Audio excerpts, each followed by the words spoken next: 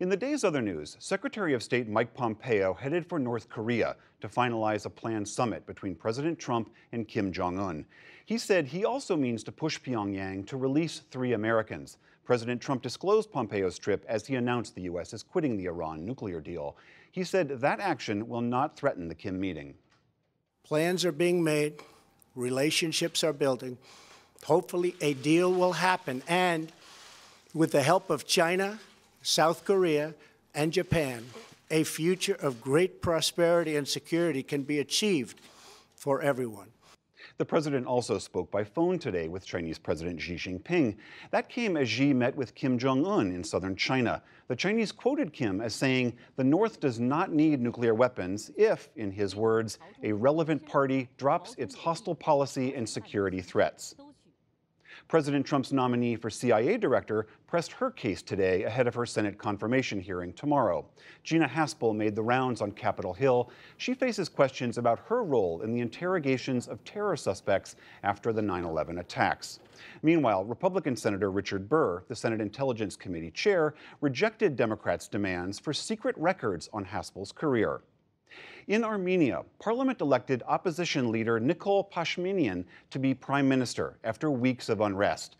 Ruling party lawmakers had rejected his initial bid last week, but they reversed themselves to quell mass protests against corruption. Thousands of Pashinyan supporters, draped in white, cheered and danced in the capital's center square. Back in this country, U.S. senators voiced concern that the U.S. Army Corps of Engineers is leaving Puerto Rico next week, nearly 8 months after Hurricane Maria.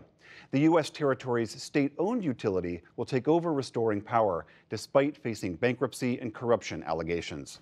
At a Senate hearing today, the agency's new CEO said his workforce will do their best. It's going to be a challenge, and we're probably going to get some help via the FEMA for that, but our people feel they are ready, and the FEMA is going to give us some additional augmentation as we go through that transition.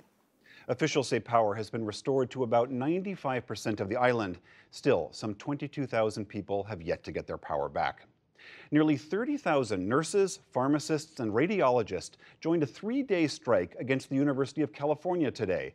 They are supporting custodians, cafeteria workers, and gardeners across the university's 10 campuses who are picketing for higher wages. The walkout forced the system's 5 medical centers to reschedule thousands of appointments and surgeries. And Wall Street had a sluggish day. The Dow Jones Industrial Average gained not quite 3 points to close at 24,360. The Nasdaq rose 1 point, and the S&P 500 slipped a fraction. Still to come on the NewsHour, the world responds. We talk to a critical senator, hear the State Department's view, and sit down with a former Israeli prime minister. And New York's Attorney General, seen as a leader in the Me Too movement, now accused of abuse himself. Plus, much more.